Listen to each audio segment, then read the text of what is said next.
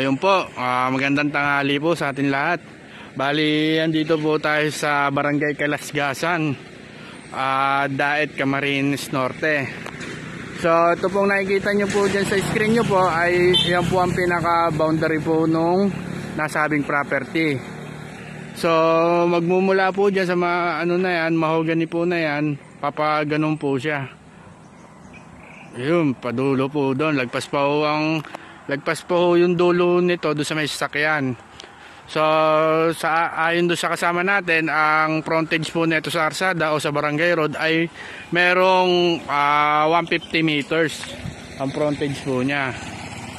So ito naman pong property na to ay may sukat po na 5 hektarya.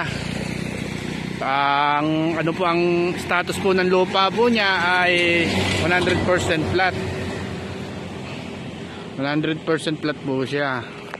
So ang documents naman po niya okay naman po lahat, wala naman daw pong problema at na-aabyad naman daw po.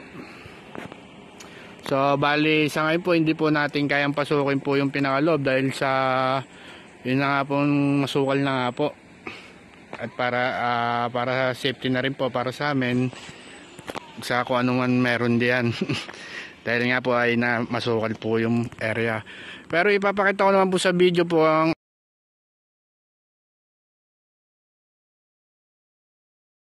yan po ang ng property.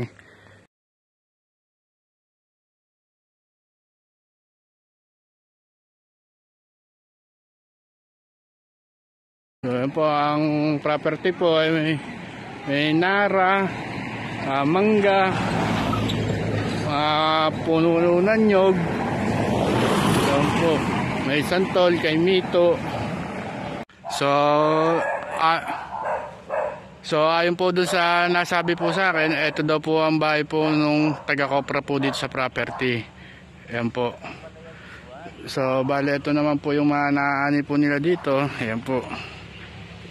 Ayan po yung mga pinagbunutan po. Mamaya sabihin ko po kung ilang tonelada po ang naani po nila dahil sa ngayon po ay kinuha pa po yung mga details po about po din sa property.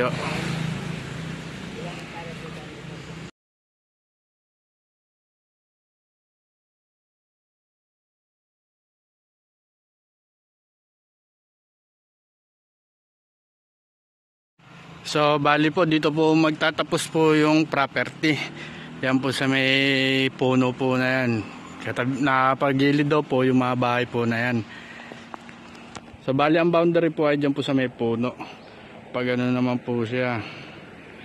Kung maalala niya po do sa una pong video, ay andun naman po sa may harap po ng sakyan ng van.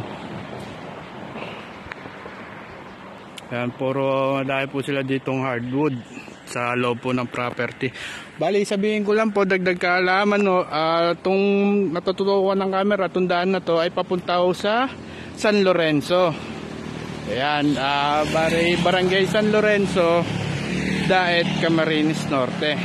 Ayan po.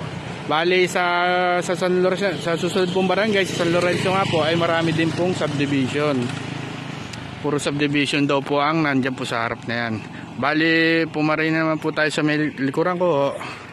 Yan na. Yan naman po ang daan pa puntang Daet proper o sa bayan po ng Daet.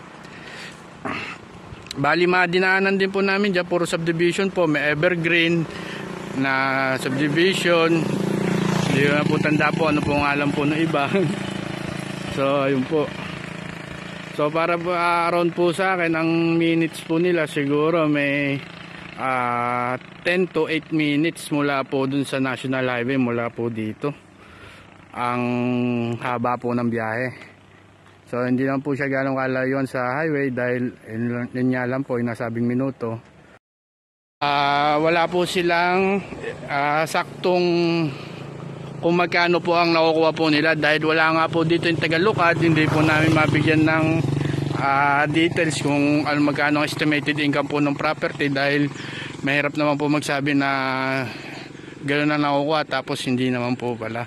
Ang kailangan po kasi namin yung pinaka mismong naglulukad ang magsabi para mas detalyado yung mabigay namin sa inyong detalye. So yun po, maraming salamat po sa inyo. Pa-follow and subscribe na lang din po ng aming channel. Salamat din po sa pagsuporta at panonood po ng aming mga video. So yun po, God bless po sa ating lahat.